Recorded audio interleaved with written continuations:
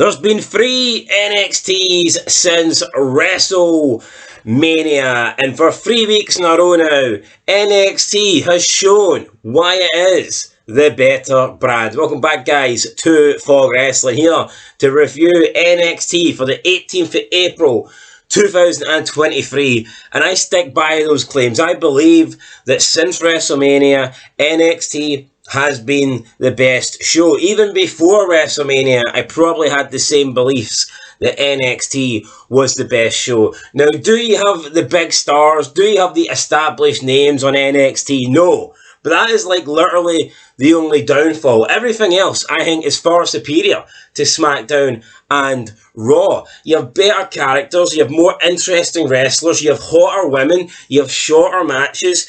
The whole show just seems to flow by a lot quicker. If you look at, like, say, half an hour, you can fit like multiple matches and multiple segments into that one half an hour. Sometimes you watch Raw and one match can take up half an hour. So yeah, the NXT show, it literally flows. There's so many different segments. It's faster paced. You watch Raw and it's literally like, when you watch Raw, you feel like you've got it on slow-mo. You do. You feel like you've hit the slow button times 10 on the controller. That's how fucking slow Raw goes. But we're not here to talk about Raw.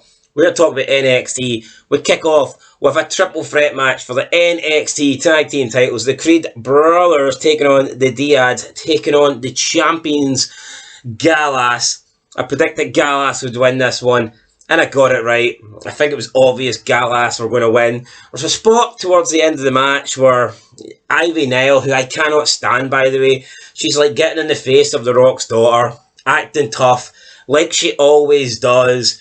And then one of the male members, I can't remember who it was, but he gets like pushed off the apron and like slightly bumps into her. And then she goes down like selling as if she's been wiped out with a sniper rifle. And it's like, how can she be this big tough girl, even though she's small? But she portrays herself as this big tough, or I'm physical, I'm in fit condition, I'm fit shape.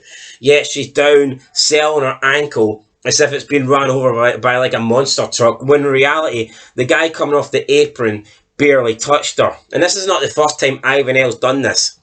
It seems to be that she gets taken out a lot, I guess, as a distraction for the Creed Brothers. You see it quite often, but I just don't get it. Ivy Nile's supposed to be this, oh, look at me, I train, I'm tough, I'm hardcore, I'll show you how to be a real woman. Yet the slightest touch and she's down crying, holding her wee fucking ankle. I don't get it. It's lame. But this led to the Creed Brothers losing the match. Gallus boys on top, guys. So there you go, Gallus boys on top. I know I'm Scottish, they're Scottish. I'm supposed to like them or whatever, but I don't. I don't like the Gallus boys. But whatever, the Gallus boys wins. I mean, it is what it is. After the match, though, Gallus stand tall and we go to replay, and the others are all looking on, and, you know, Gallus are celebrating with their titles. We see a cameraman catching up with D-Jack earlier in the day. D-Jack's entering the building. He's been asked about the WWE draft. He says, if Raw and SmackDown want hard justice, they know where to find them. D-Jack's great. I want to see D-Jack bring hard justice to Raw and SmackDown. Look, a wrestler is only as good as his gimmick. This guy's already been on the main brand. I believe he was in Retribution, and that fucking failed. But as D-Jack, as he's been repackaged, this guy, I think, is phenomenal. He just looks like a fucking badass, man. There is no denying it. You look at D-Jack and you think, holy shit. You know, this guy is mean as fuck. This guy could legitimately whoop anybody's ass. He just looks like a cool dude, and he is a cool dude the way he just like walks through NXT and destroys everybody and issues out. He deals out his own hard justice, but he pushes the cameraman. I guess when the cameraman asked about Ilya Dragunov, D-Jack says everyone feared Ilya Dragunov until he stepped in the ring with D-Jack. But then we see Apollo Crews. He sees the push on the cameraman. He's not too happy about this. He comes and confronts D-Jack. D-Jack says that, you know, WWE draft is coming up and Paul wants them to show up and show out, so let's do it tonight. And Crews agrees. So we're getting D-Jack versus Apollo Crews, which, you know, should be a good match. We then get like an advertisement for Spring Breaking, which I think is going to be a good show as well. We then see a package for Noam Dar, who can go back to where, go back to wherever you came from, man. Scotland, NXT UK, get them back there. Alright, up next we have a brand new segment and a new gimmick, I guess, for Nathan Frazer. I like Nathan Frazer. I think I like the way he talks, and I like his theme song. But yeah, up until this point he didn't have a gimmick, he didn't have a character. But now he is presenting, Nathan Frazer presents hard hitting home truths with Nathan Frazer. So he's acknowledging everything that he's not been winning lately, but it's okay because he's going to keep on moving, he's going to keep on going. He talks about gravity and speed, and he says the reason planes can fly through the air is because of speed. They don't stop moving. And then he talks about unhappiness can't catch you if you keep moving. Then he basically says that he can never be depressed, and depression ain't real because he's too fast and it can't catch him. I thought this was a very good promo. I wouldn't be surprised if the lefties are complaining because he's talking about how he doesn't get depressed or whatever, but I enjoyed it. Thumbs up for me. I like this. Nathan Frazer is what it is. He gave words of encouragement. He called the men and women of NXT stud and studettes, and basically says it's time to practice what you preach. And I guess maybe next week we'll see him moving fast again in the ring. Who knows? But yeah, I like this. Thought it was good. Nathan Frazer, take a bow, son. Up next with Miles Bourne versus Noam Dar. Who cares? Noam Dar won. What more can I say? Fucking Noam Dar sucks. After this, we had Roxanne Perez, who had some words for Zoe Starks or Tiffany Stratton, and I guess she wants to regain her NXT Women's Championship. We then get back for the break. Josh Briggs approached Kiana James in her office. He wants to get Brooks to speak to him, but she says Brooks doesn't want anything to do with Briggs. This makes Briggs sad. Honestly, I thought Briggs was going to start crying here. And then Brooks Jensen comes in with a new look. Doesn't look like a hillbilly anymore. Looks like a sleazy businessman. Came in with a shirt and tie. And I guess him and Kiana James are now a full-blown couple. Jensen dismissed Briggs. He says that they're not family and he's his own man now, that Kiana doesn't treat him like a kid like he did, and he wants him to leave. And Brooks then tells Briggs tells Brooke that he shouldn't have came, so he leaves. And it seems like Briggs was crying during this or whatever.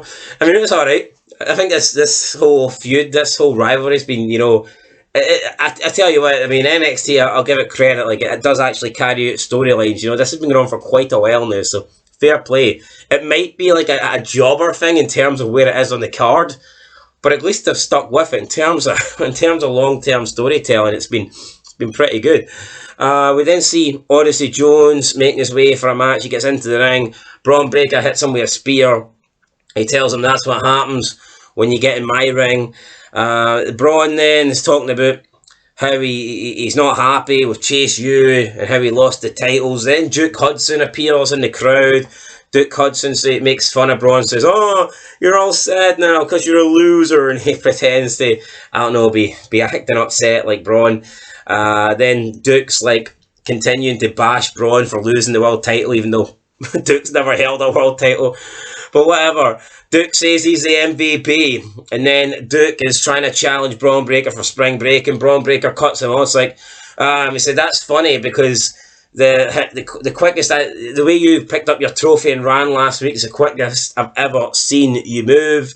And then Duke cuts off Braun Breaker again. It's like, "Oh, you thought I was finished talking?" And Duke's like, "Next week, Spring Breaking, you're going to go one-on-one with the MVP, with the heartbeat of Chase University, the most valuable member of Chase University, Andrew Chase."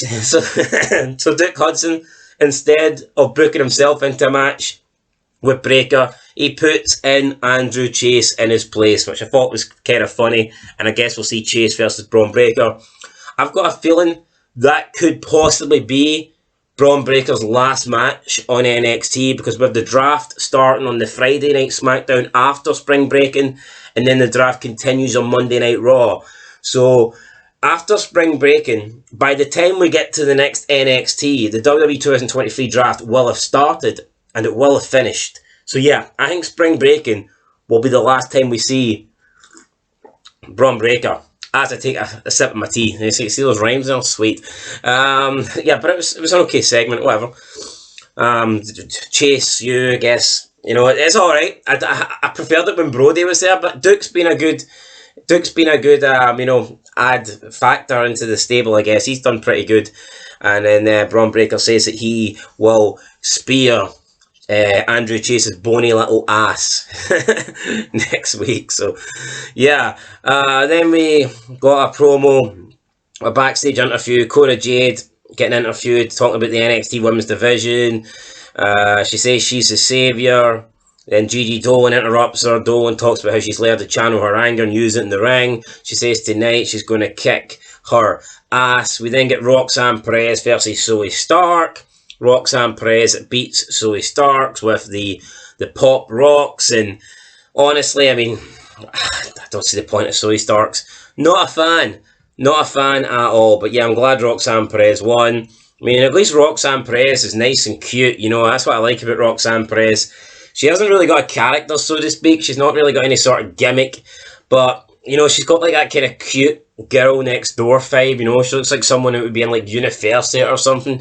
Doesn't look like, as Tiffany Stratton was referred to in a moment's time, she doesn't look like any sort of bimbo. You know, she actually just looks like a, you know, a nice, respectable, cute chick. So, yeah, no, I like that about Roxanne Perez. Then Indy Hartwell comes out. Indy Hartwell says that, you know, she wants to be a fighting champion and that she feels bad that Perez had the belt taken off her. So next week at Spring Breaking, Roxanne Perez wants to go one-on-one, or Indy Hartwell's going to go one-on-one with Roxanne Perez.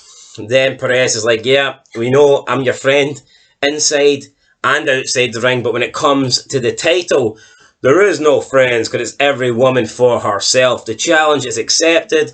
They go to shake hands, but then Tiffany Stratton comes out. Tiffany Stratton looking as hot as she always does. She comes out and says that why does she want to face Roxanne Perez? Why is she getting a title shot? Because Perez is beatable, and Tiffany Stratton says it should be her getting a shot against the most beatable champion of all time. But then Roxanne Perez cuts her off, and Roxanne Perez says, if I'm so beatable, why didn't you beat me in the breakout tournament last year? Tiffany Stratton's like, huh, that's so 2022. Then Indy Hartwell snaps and says, look, I don't care if you're my best friend or a blonde bimbo. Next week, triple threat match. So Indy Hartwell calls Tiffany Stratton a blonde bimbo. I thought that was pretty interesting. I didn't think we'd hear that again in WWE, but it was nice to hear it. She holds up the belt, and next week we're getting Stratton versus Hartwell versus Roxanne Perez for the Women's Championship. Should be a good match. I'll be excited to watch it. I mean, I don't know who's going to win, honestly. I could see Indy Hartwell being a transitional champion. I could see Roxanne Perez maybe getting her belt back, because I don't think she's really ready to go to Raw or SmackDown. And I wouldn't even be surprised if Tiffany Stratton wins. But I think its likelihood is that, you know, Indy will retain. But again, I'm just not really digging Indy.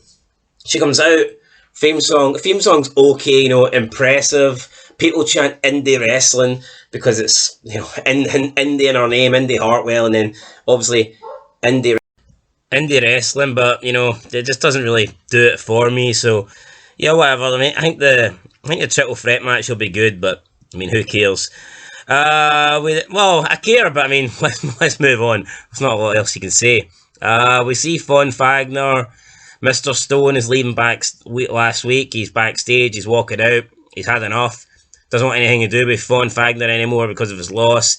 Von Wagner then begs Stone for help and says that he's willing to open up and that he wants to be in the WWE because his father was a member of the Beverly Brothers or whatever. So yeah, Stone says that's a good start, and I guess Stone reconsiders leaving this duel. So I mean, I don't really care. Von Wagner, Robert Stone, they don't really do much for me. We then got Cora Jade versus Gigi Dolan. I mean, this was strange. Gigi Dolan looked incredibly sloppy in this match. She just moves at like 1 mile an hour. I always feel like Gigi Dolan is like wrestling underwater. And I don't know if it's because of her big, fat, juicy ass, but she seems like really slow when she moves and wrestles, and just like a bit uncoordinated. It's weird. Plus, her wrestling gear looks terrible. I mean, surely, so she's attractive. Surely she could wear, you know, better wrestling gear. Plus, she's got that big ass. Surely she could wear something that like shows it off a bit more. But whatever she was wearing, it didn't match. It was like the color codes were all wrong, and it just looked like a big bag of shit on her, unfortunately. So yeah, that's my thoughts on Gigi Dolan. She loses to Cora Jade. Jacy Jane gets involved, causes a distraction, and then Jacy Jane leaves, goes to the parking lot, cuts a promo about how she'll never let Gigi Dolan survive in NXT, and she's always going to be looking over her shoulder. And then she runs down the fact that Gigi Dolan left her brother at home with her drug-addicted mother. I mean, it'd be interesting if they can bring that into a story, but from what I've seen, it's just Jacy Jane, you know, repeating it to like cameramen. It's not like she's actually saying this to Dolan. So, I mean, yeah, who cares? You got a drug-addicted mother. After a while, it gets a bit cheap, but I mean, whatever. Cora Jade gets the win. Then we see Eddie Thorpe backstage. He is confronted with Damon Kemp. Damon Kemp says that he's seen what Thorpe was made of in his debut, and that Thorpe looks pretty good. You've got a lot of talent, son.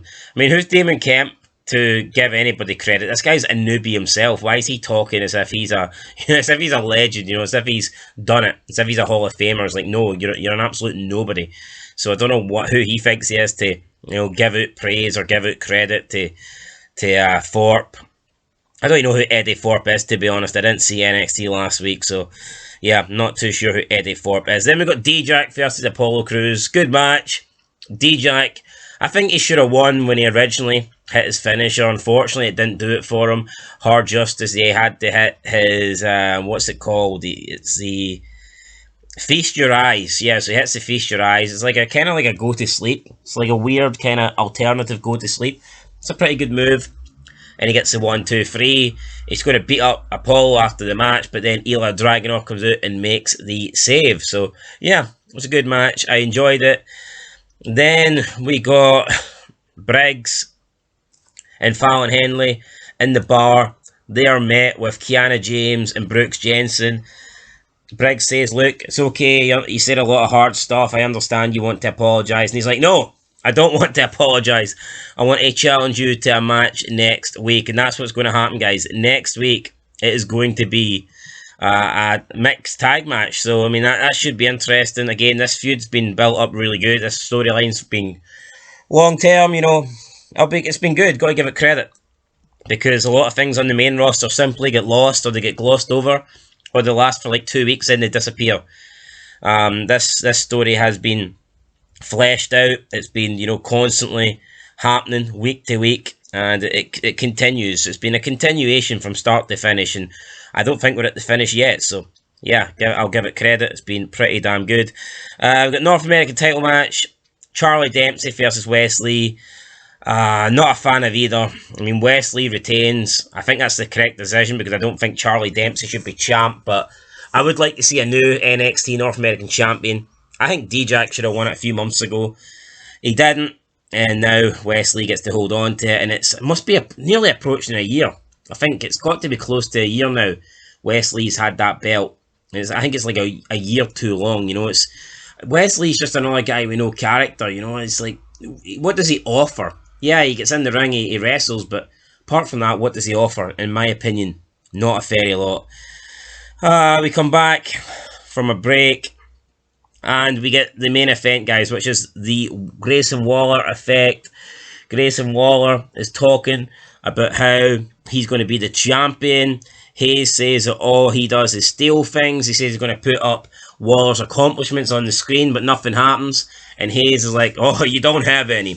Trick Williams is like, he said that. And Trick Williams keeps like adding on little things after Camilla Hayes speaks, which I think is really good. It's like ball game and, you know, things like that.